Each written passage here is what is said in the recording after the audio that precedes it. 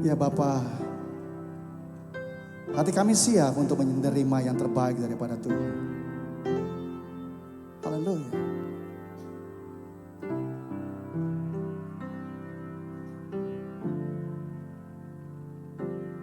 Ku sanjung Kau di tempat tinggi, sebab Engkau Imam besar aku. Ku sanjung Kau lebih dari yang lain.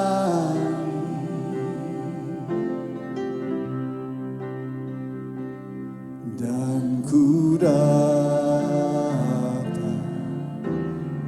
menyembahmu,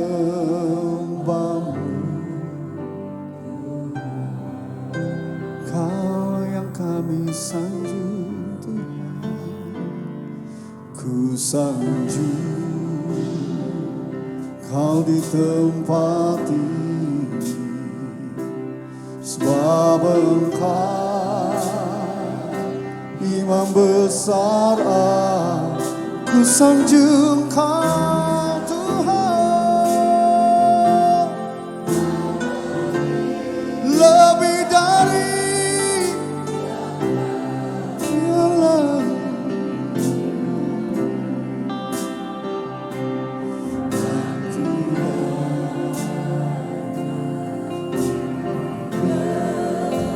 Mari Bapak Ibu Saudara, kalau boleh saya jemput kita bangkit berdiri sekali lagi.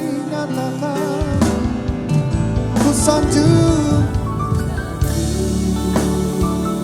Kau di tempat ini, sebab Engkau Imam besar aku.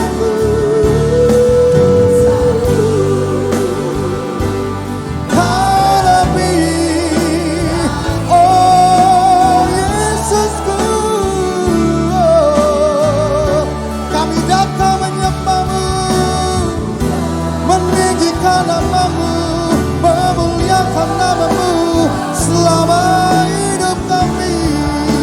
Mari lebih lagi nyatakan ku sanjung, ku sanjung Kau di tempat ini, Imam besar aku. Ku sanjung dari yang lain, yang lain, yang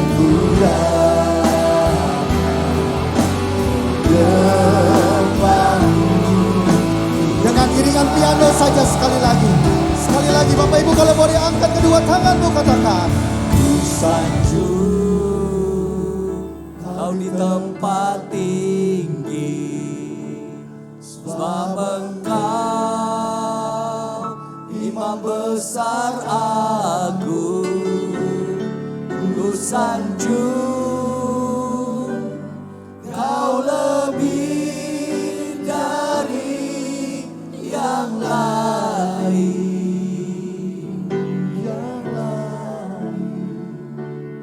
dan ku datang menyembahmu Tuhan. Dan ku datang, Dan ku datang menyembahmu Yesus. menyembahmu Yesus. Haleluya. Mari beri tepuk tangan yang terbaik buat Tuhan Yesus. Kami bersyukur Tuhan pagi ini.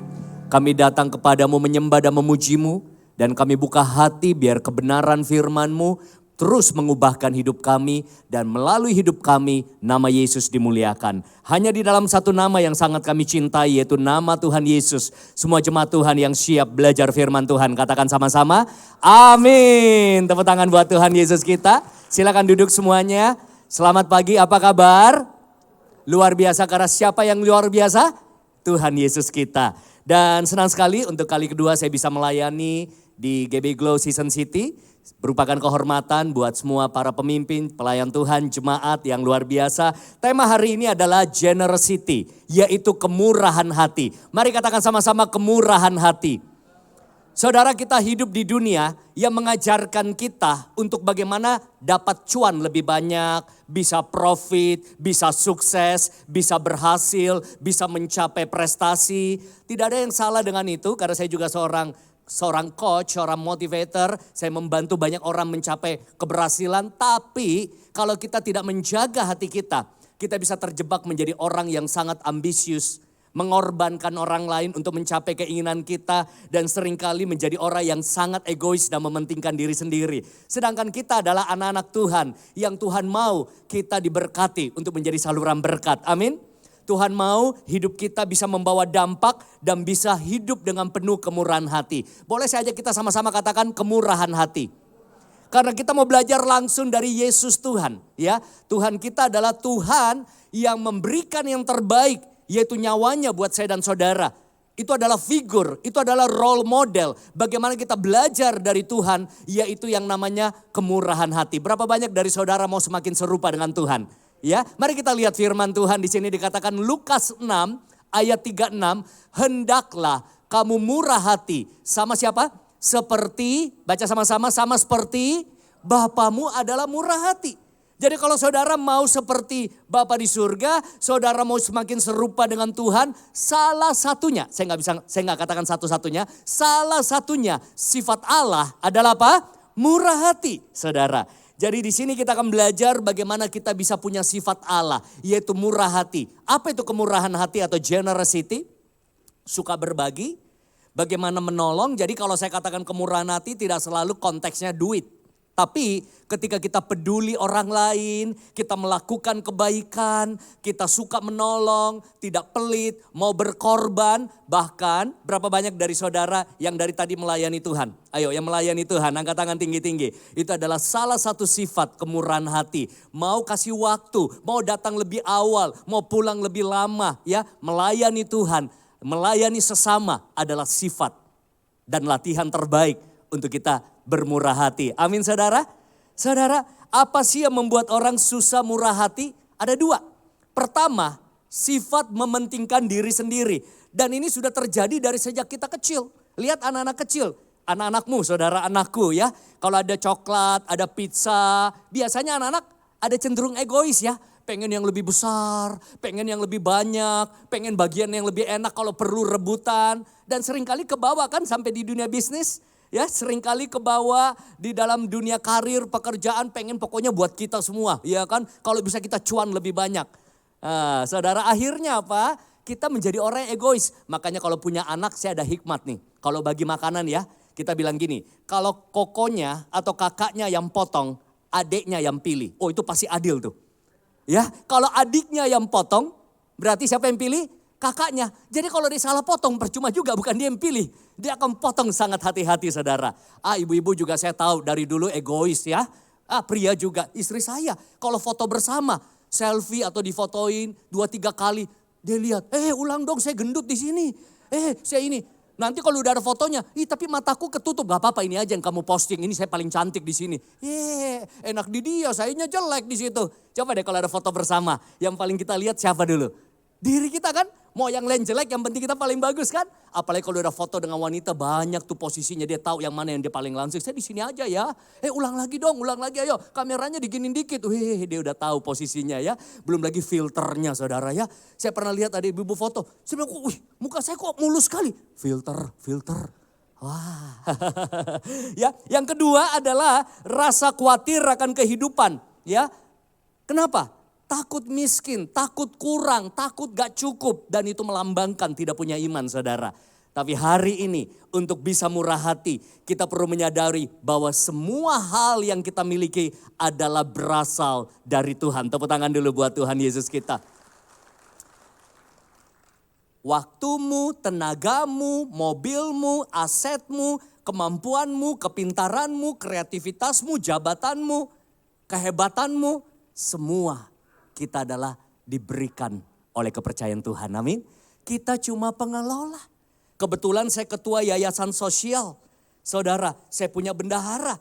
Uang masuk, kami masukkan di situ duit, ada donatur. Dengan mudah saya bilang, Pak Santo, kirim 5 juta ke situ. Ya, transfer 100 juta ke Amurang, ya kita lagi bangun di situ. Transfer ke Dadap, di situ ada sekolah kecil di situ. Kenapa? Dengan mudah dia transfer, saudara. Nggak ada tuh yang komplain, nggak ada tuh yang marah, saudara. Kenapa? Karena bukan duit dia, cuma saluran, cuma pengelola. Amin. Nah, sama kalau kita menyadari bahwa semua dari Tuhan, sangat mudah untuk kita menyalurkan banyak hal, membawa dampak yang luar biasa. Katakan amin, saudara. Tapi kadang kita suka lupa ya. Saya kasih sebuah contoh, anak saya waktu kecil seneng makan burger. Ya, kalau saya ya biasa aja kalau burger, pizza, saya lebih suka coipan. Tadi malam tuh baru makan ya, disunter gitu sama istri, kutie, gitu-gitu saya lebih senang dah ya. Anak-anak kan senang tuh makanan western. Nah, saya belikan burger, saya lupa McDonald atau Burger King yang buat saya hatinya sedih. Begitu saya beliin, saya kan cuma mau coba dikit. Saya bilang, Dedi, dia panggil saya Dedi ya. Tes dikit dong, cobain rasanya. Langsung dia bilang begini, it's mine. It's mine, artinya ini punyaku, ini punyaku. Waduh, greget hati saya. Baru tak beliin, dia bilang apa? Ini punyaku. Wow, saya kasih dia pelajaran berharga. Saya bilang, tahu nggak siapa yang beli tadi? Dedi, tapi ini kan punyaku. Oke, kamu gak mau kasih, Dedi masih bisa beli lebih banyak lagi. Ya bukan sok ya. Saya bilang, saya mau kasih dia gambaran. Dedi masih bisa beli 100 burger. Ya ngapain juga beli 100 burger. Ya kan, kalau 30 ribu ya 3 juta. Tapi kan saya mau kasih dia gambaran bahwa Dedimu ini masih sanggup beli lebih banyak. Kamu satu aja udah gak mau kasih. Ya udah, saya bilang gini. Kalau kamu gak kasih, Dedi beli lebih banyak. Atau gini, Dedi beli yang lebih enak, lebih besar. Itu apa tuh namanya yang double tuh? Big Mac. Kamu juga jangan minta ya. Goyah imannya. Dia bilang, dia takut nanti saya beli, saya gak dikasih juga kan. Jadi dia bilang, yaudah ini makan deh. Tapi nanti bagi juga ya. Begitu dia kasih, ya dia tahan tengahnya. Ini cuma bisa makan ujungnya, gak ada rasa dagingnya. Anda ketawa. Tapi itu yang terjadi sama Tuhan. Tuhan, ini tenagaku. Tuhan, ini kehebatanku. Tuhan, ini kekayaanku. Tuhan, ini waktuku. Kita lupa bahwa semua ini datangnya daripada Tuhan. Amin saudara. Orang yang menyadari semua ini adalah kepercayaan. Dia akan sangat mudah untuk bermurah hati. Tepuk tangan buat Tuhan kita yang luar biasa. Ada 2 macam memberi. Kita memberi karena mengasihi. Kita memberi karena ingin dikasihi. Beda. Saudara, kalau kita memberi karena ingin dikasihi, apa bedanya dengan orang dunia? Wah, gue traktir dia deh, siapa tahu dapat kantau. Gue baik-baikin dia, siapa tahu dapat project, menang tender, menang pitching, saudara. Orang juga buat di luar sana. Ya, wah saya rajin-rajin ke gereja, siapa tahu dapat berkat, dapat jodoh. Ya bisa saja, tapi kalau itu ekspektasimu, engkau akan sangat-sangat mudah kecewa. Tapi kita memberi karena kita mengasihi Tuhan dan mengasihi sesama. Orang yang mencintai selalu mau melayani. Orang yang melayani belum tentu mencintai. Pernah lihat pramugari di pesawat? Menurut Anda cukup sangat baik gak pelayanannya? Oh baik sekali. Apalagi kalau saudara sudah duduk di bisnis kelas. Antar kopi tehnya aja begini. Pak Haryanto mau kopi atau teh? Wih, sampai berlutut karena Anda bayar 3 kali lipat tiketnya, saudara. Tapi begitu kita ambil bagasi, rombongan pramugari dengan kapten seringkali turun di sana lewat ya, udah jalan kayak kenal kita. Kenapa? Tugasnya udah selesai. Berarti kalau kamu dilayani dengan waiters, kamu dilayani dengan pramugari dengan sangat baik, bukan selalu dia karena mencintaimu. Karena itu tugas. Tapi orang yang mencintai selalu mau melayani. Amin saudara. Jadi pastikan jemaat yang ada di tempat ini, kalau engkau melayani karena kau mencintai Tuhan. Bahkan kalau kau belum melayani, kalau kau katakan kau mencintai Tuhan, hatimu gak tahan untuk selalu mau terlibat di dalam pelayanan. Dan tidak ada pelayanan sekecil apapun di gereja ini yang tidak berharga di mata Tuhan. Tepuk tangan buat Tuhan Yesus kita. Yang hebat di gereja ini bukan yang ada di panggung saja melayani yang kelihatan. Ya itu semua saya, tapi ada begitu banyak yang ada di lantai lain melayani anak-anak ya. Ada yang mungkin sedang berdoa, bahkan yang ada di multimedia. Multimedia di mana? Di belakang ya. Anda gak lihat, tapi tanpa mereka saya gak bisa apa-apa. suara saya nggak kedengaran, suara saya habis. Butuh mereka, tepuk tangan dulu buat yang melayani saudara.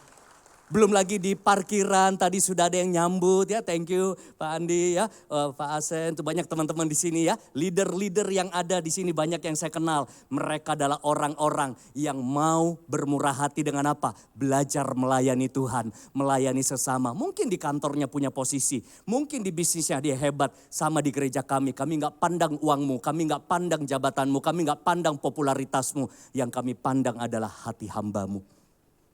Ya, semua di sini kalau kamu berharga untuk jadi besar, Tuhan katakan apa? Turun ke bawah.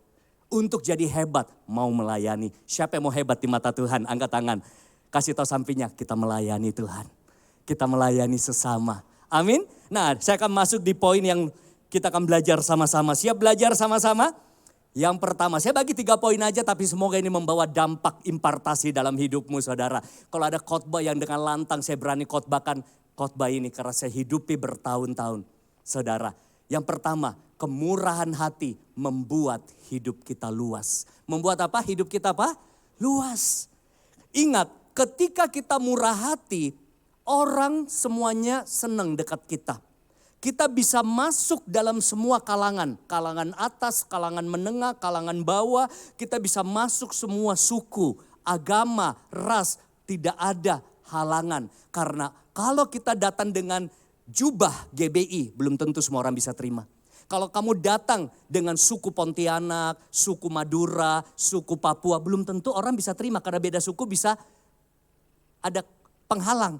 Kalau kita datang dengan membawa bendera politik, belum tentu semua terbuka. Kalau kita datang dengan mungkin jubah Kristen, belum tentu orang bisa terima. Tapi kalau kita semua datang dengan kemurahan hati, semua orang senang dekat dan menerima orang yang murah hati. Karena suka menolong, suka mengasihi, suka memberi support, suka melayani, suka untuk bisa memberikan dampak yang positif. Dan dari situlah kita bisa menjadi berkat yang luas saudara. Amin. Kita lihat sama-sama di ayat firman Tuhan di sini. Ada yang menyebar harta. Tapi kata Amsal 11 ayat 24 ya saudara ya. Amsal 11 ayat 24 sampai 25. Ada yang menyebar harta tetapi bertambah kaya. Ada yang menghemat secara luar biasa namun selalu berkekurangan. Siapa banyak memberi berkat diberi kelimpahan. Siapa memberi minum ia sendiri akan diberi minum. Sebenarnya izinkan saya sampaikan dalam bahasa Inggris. Lebih jelas, lebih clear. Sebenarnya dia gak tulis harta di bahasa Inggrisnya. Terjemahannya lebih jelas. The world of the generous. Dunia orang yang generous. Berarti dunia orang yang apa bahasa Indonesianya? Murah hati. Akan gets larger and larger. Dunia orang yang murah hati akan luas dan semakin luas. Tapi dunia, the world of the stingy. Apa itu stingy? Pelit, ya kikir. Dunia orang yang pelit, dunia orang yang kikir akan semakin kecil, semakin kecil. Artinya apa saudara? Alkitab ajarkan, kalau engkau mau lihat hidupmu luas, relasimu luas, aksesmu luas, terbuka pintu yang luas, jadilah orang yang murah hati. Tapi kalau kau kikir, kau pelit, kau egois, satu-satu istri bisa tinggalin suami karena kikir. Di luar sana ada cerita, ya heboh. Ya saudara, orang bisa pecah kongsi karena pelit. Saudara, serakah mau makan temennya. Saudara, apalagi orang bisa bertengkar, ribut. Semua orang gak mau dekat lagi dengan kita. Karena kita selalu cuma pikirin diri kita sendiri. Makanya saudara, hidup akan luas ketika kita murah hati. Nah, saudara makanya ini berlaku di kantor, di bisnis, di sekolah, ya di masyarakat. Contoh dalam bisnis, jangan pikirkan cuan melulu. Saya gak pintar bahasa Mandarin, mungkin banyak yang bisa bahasa Mandarin. Tapi saya ada 3 kata yang saya tahu dalam bahasa Mandarin ya. Koreksi saya kalau salah. Cuan, benar ya. Nah, banyak orang cuma pikir cuan. Tapi ada satu hal yang Anda harus pikirkan dalam bisnis, cengli dan cincai. Iya, cincai itu alkitabiah loh. Artinya apa? Enggak perhitungan, cincailah. Ya, orang cincai. Ya, apalagi cengli, artinya apa? Fair, adil. Jangan pakai 2C, suka cia orang, habis cia, cao lagi. Aduh, bahaya. Ya, jadi saudara, Aplikasinya bagaimana? Saya mau beritahu, kalau kau anak muda, jadilah anak muda yang murah hati sama orang tuamu. Amin. Saya bersyukur anak saya karena Tuhan buka jalan dan diberkati di usia muda 16-17 tahun. Sampai hari ini saudara dia kasih uang bulanan buat orang tuanya. Ya kapan-kapan lah diundang ya. Bagaimana dia punya prestasi di usia muda. Bagaimana buka usaha dan lain sebagainya. Saya bersyukur. Saya gak lihat nominalnya. Saya lihat hati yang mengasihi orang tua. Saudara, saya belajar melayani mama saya kemarin. Bawa ke dokter, fisioterapi, bantu ganti bajunya. Bawa dia jalan saudara. Anak-anak muda belajar murah hati dan berbakti sama orang tuamu. Jangan kurang ajar sama orang tua. Orang tua murah hati sama anak-anakmu. Ya, istri murah hati sama suamimu. Suami murah hati sama istrimu. Engkau akan lihat pernikahan yang harmonis. Katakan amin. Saudara, kalau kau pimpinan perusahaan, belajar murah hati sama bawahan. Ya, ada saya lihat pimpinan-pimpinan yang dikomplain karena saya aktif di sosial media. Dengan ratusan ribu follower, saya sering bikin tema-tema tentang karyawan, leadership. Wah, dia bilang pimpinan saya toksik. Ya bos saya begini. Wah, pelitnya minta ampun. Kita dijadikan sapi perah. Kita dianggap budak korporat. Kalau engkau atasan, kau murah hati sama bawahanmu. Engkau akan lihat loyalitas dan produktivitas. Ya, berani berbagi. Ya, berani jangan tahan komisi. Bahkan kalau mereka layak dapat lebih, kasih lebih saudara. Tapi sebaliknya kalau kau karyawan, murah hati sama pimpinanmu. Perusahaan di mana kau bekerja, tapi dia gak kenal Tuhan. Alkitab katakan, bosmu kenal Tuhan, gak kenal Tuhan. Apapun yang kamu kerjakan, perbuatlah untuk Tuhan. Dan saya lihat orang-orang tersebut yang diangkat Tuhan. Seperti Yusuf, seperti Daniel saudara ya. Jangan datang kantor udah pelit ya. Penyakitan, pucat, dikit-dikit mau pulang cepat. Ya, kudis, kurang disiplin, asma asal mengisi absen. Jangan. Ginjal lagi, gajinya naik kerja lamban. Dan dia bilang saya karyawan, dikaryakan untuk melawan. Oh jangan. Kan mau diangkat Tuhan hidupnya, ya dipromosi. Perusahaan bisa gak lihat hidupmu, tapi Tuhan selalu lihat orang-orang yang bekerja dengan unggul, Tuhan yang angkat hidupnya. Amin saudara. Saudara kalau sales, marketing, ada yang bekerja di bidang sales, mungkin kau network marketing, insurance, agent, apapun ya, sales apapun. Saya melatih begitu banyak orang sales di Indonesia, teknik-teknik selling. Tapi saya selalu bilang gini, sales yang memberikan layanan yang baik akan mudah dapat repeat order dan referral order. Bukan sama orang yang mau beli aja dia baik, orang gak beli, ya orang mau beli gak beli, dia kalau bisa layani, dia layani. Amin saudara. Karena orang senang bertransaksi dengan orang yang murah hati, tidak perhitungan.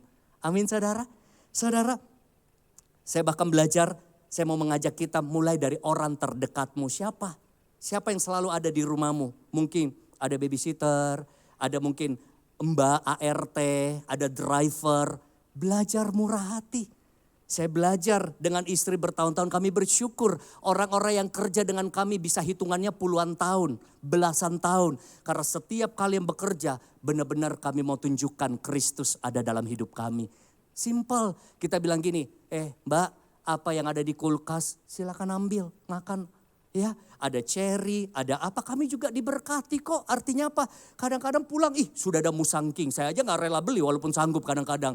Nanti apalagi kalau Natal, ulang tahun, pulang dari mana. Wah banyak sekali di rumah, apa ini? Oh ini salt bread, ini donat enak, ini apa. Saya orang diet.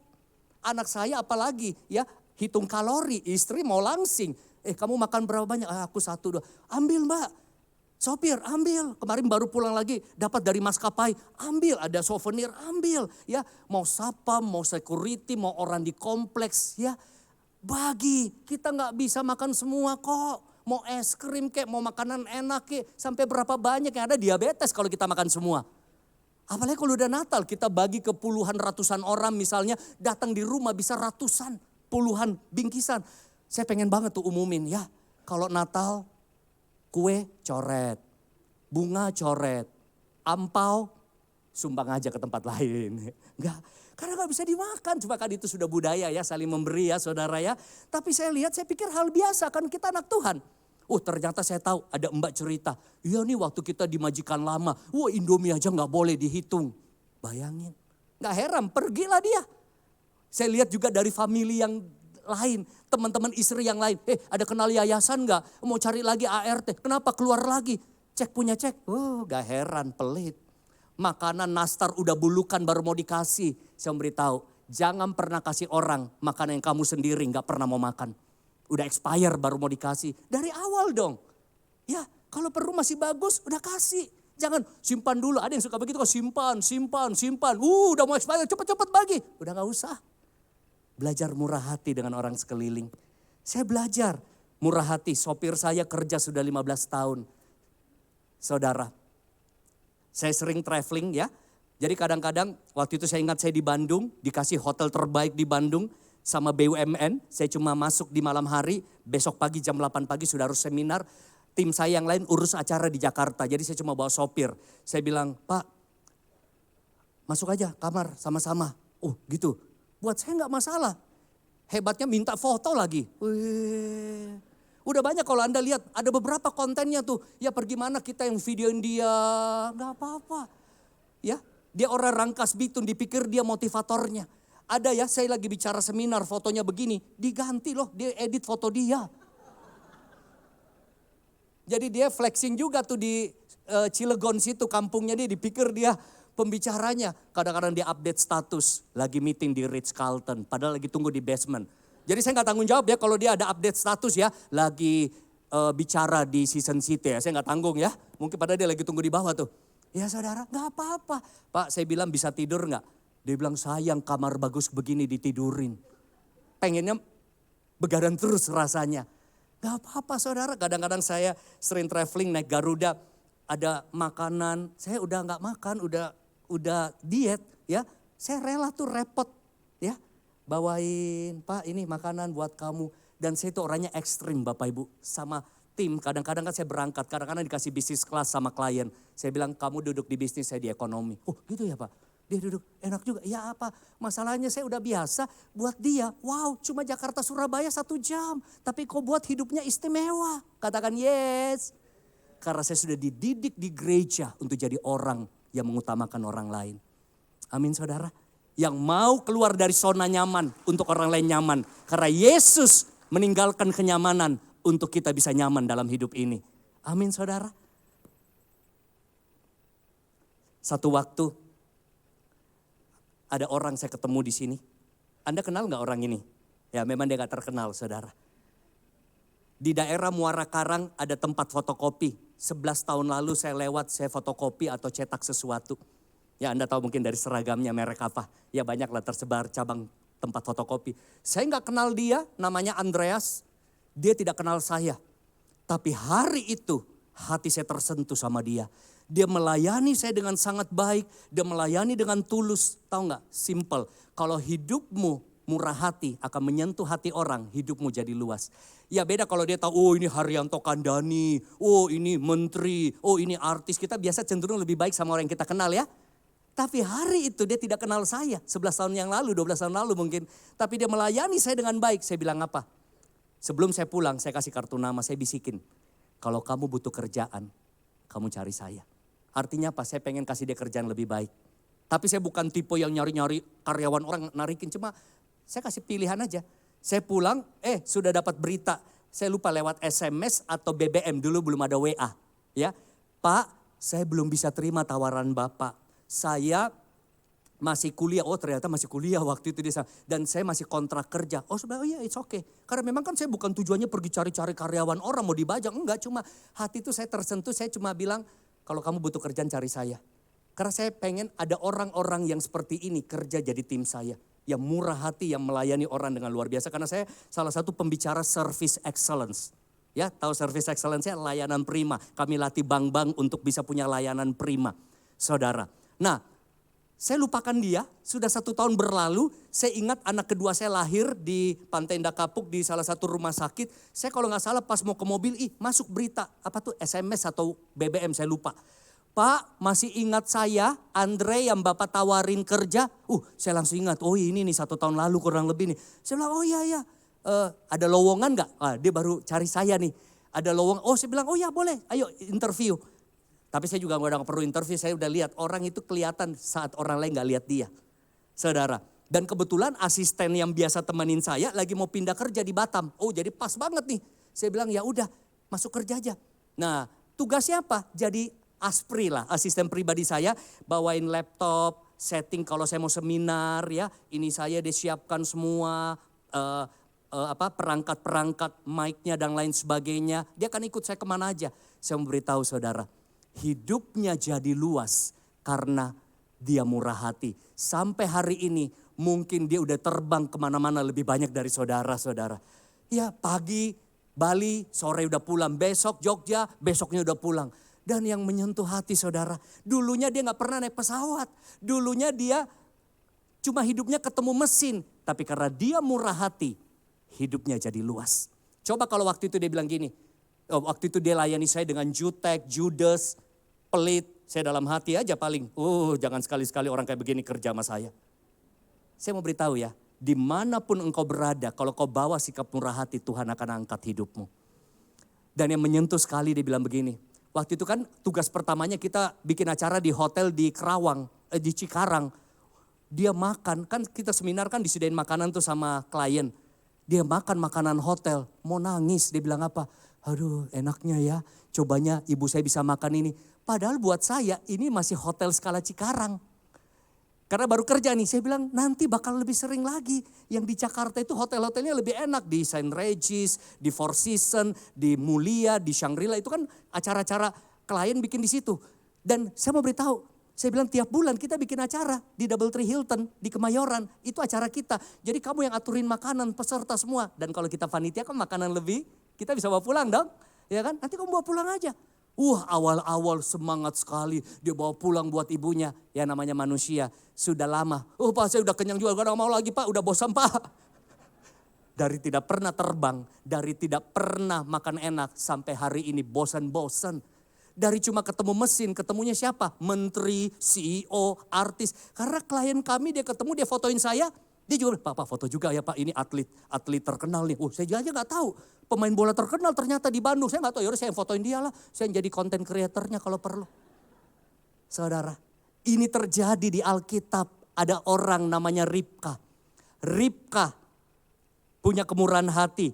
Dia melayani, ada hamba-hambanya Abraham. Dia juga gak kenal mungkin siapa orang ini dari daerah yang jauh.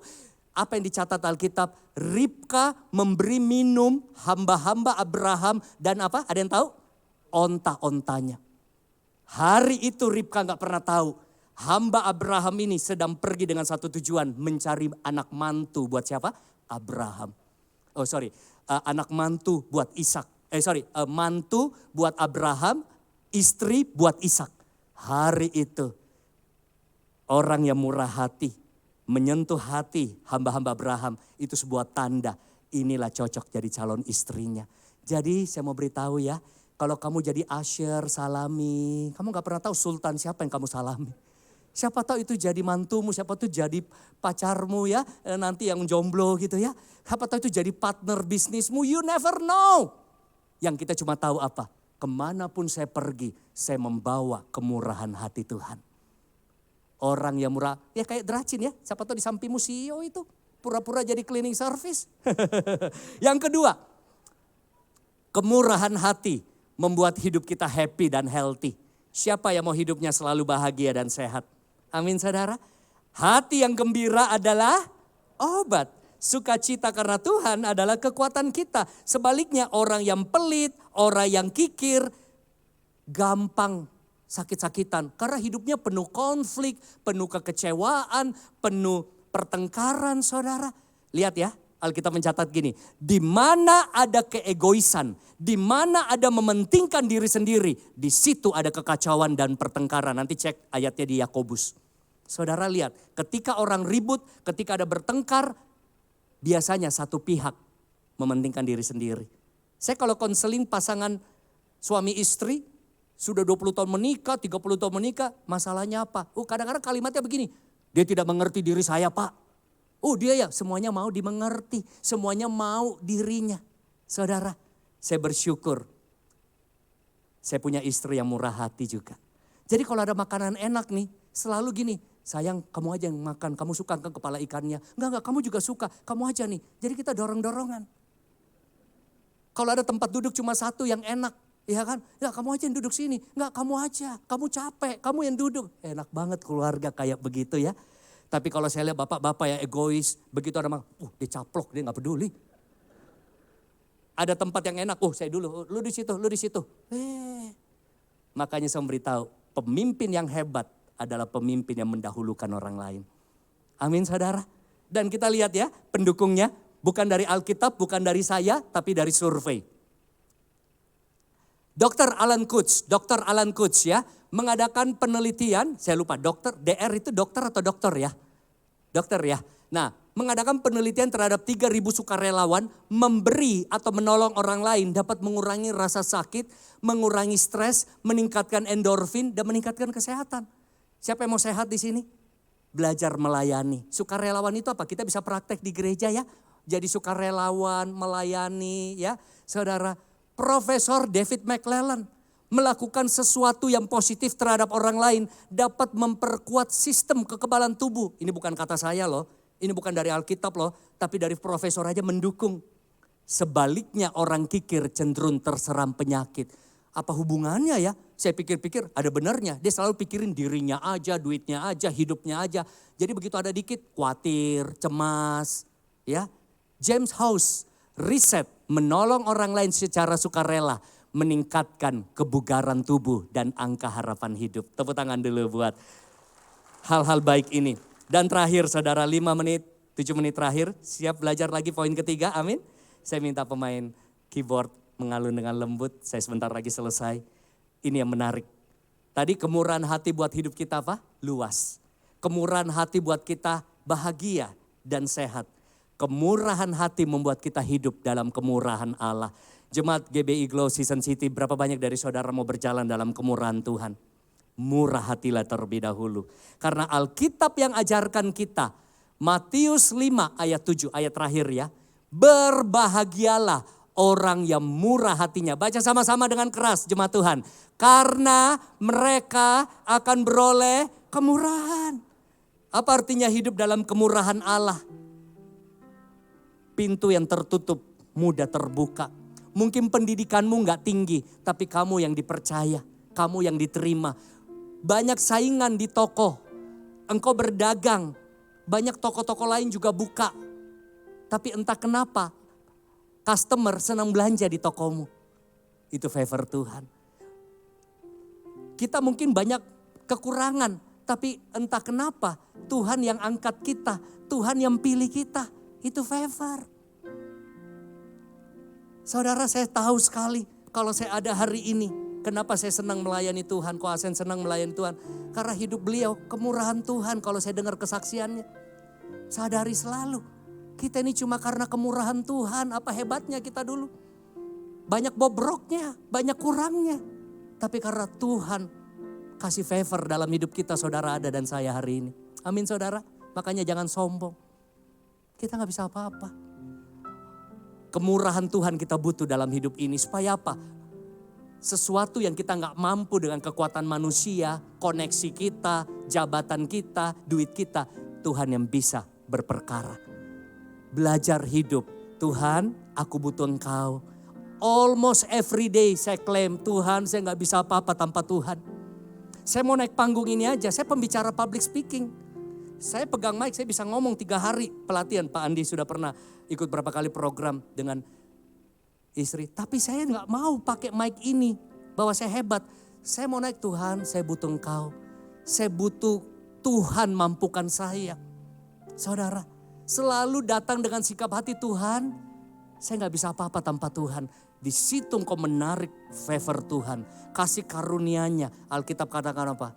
Kebajikan dan kemurahan mengikuti hidupmu senantiasa. Amin. Dan satu hal terakhir.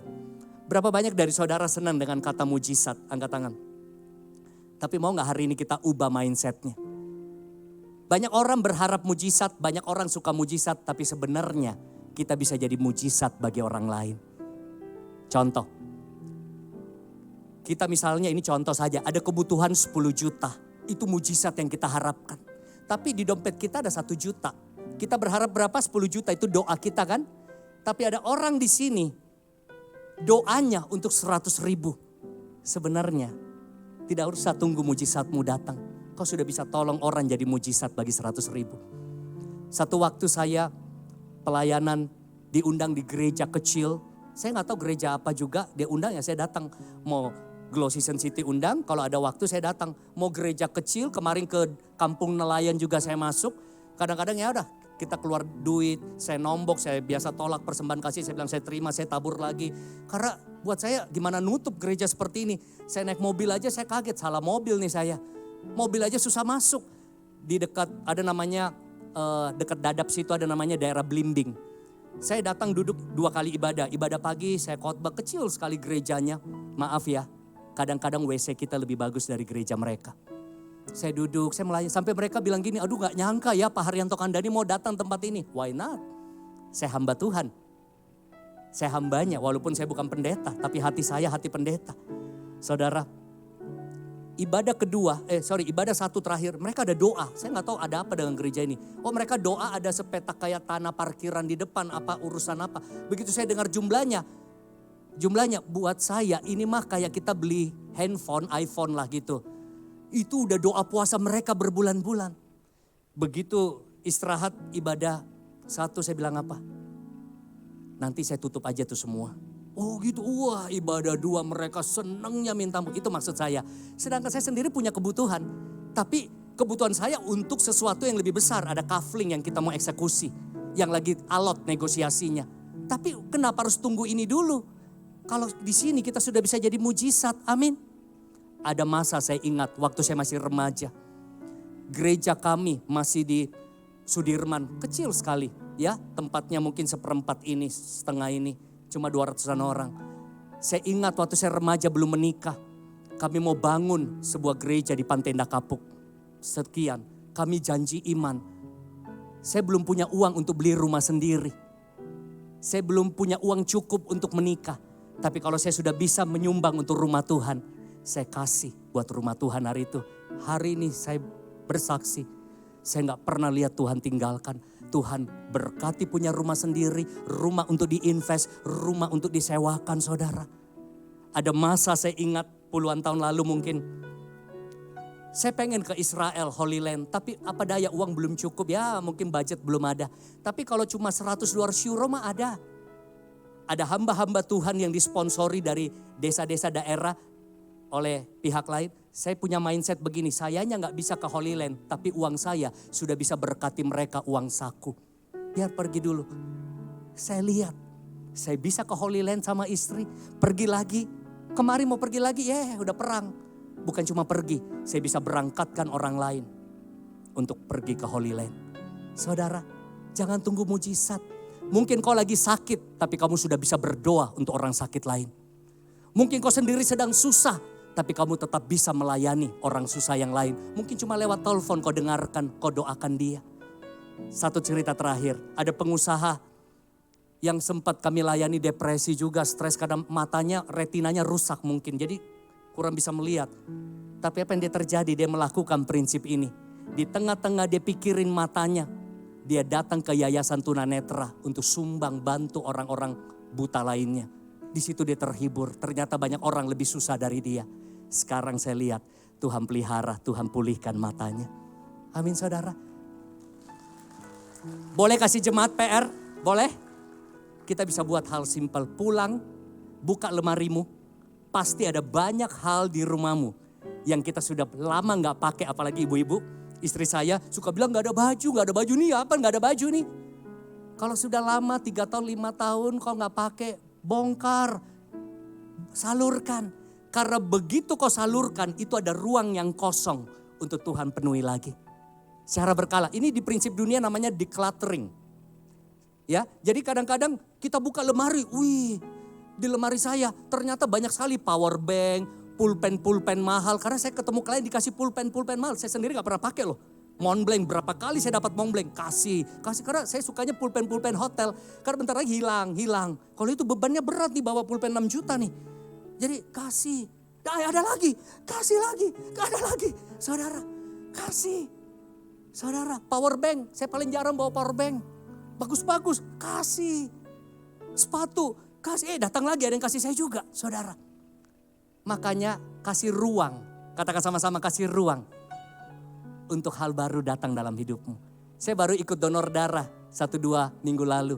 Donor darah bentuk kemurahan hati. Kasih darahmu supaya ada regenerasi darah baru. Amin saudara. Jadi murah hati tidak selalu duit. Kasih perhatian, kasih tebengan, kasih doa, kasih layanan. Coba mukanya senyum kiri kanan. Kamu bisa jadi asyir. Coba begini.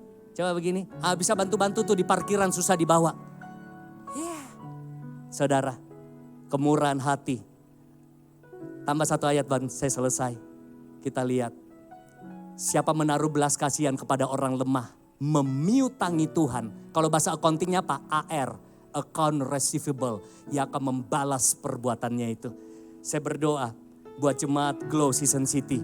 Jadi jemaat yang murah hati, mau melayani, mau membantu orang, mau peduli. Dan ingat, tangan di atas lebih baik dari tangan di bawah. Jangan mental minta-minta. Kadang-kadang ada orang salah terjemahkan khotbah loh, begitu pulang udah, Pak Haryanto murah hati, bantu. Saudara, tapi pikirkan bagaimana bantu orang lain. Mari kita berdoa dalam nama Yesus. Kami mau belajar murah hati Tuhan seperti Tuhan. Karena hati dan sifat Tuhan murah hati. Biar hidup kami luas, biar hidup kami sehat dan penuh sukacita. Dan hidup kami berjalan dalam kemurahan Tuhan dalam bisnis, karir, rumah tangga, pekerjaan, dan apapun. Di dalam nama Yesus, jemaat Tuhan yang memurah hati katakan, amin. Saya serahkan kepada hambanya yang bertugas.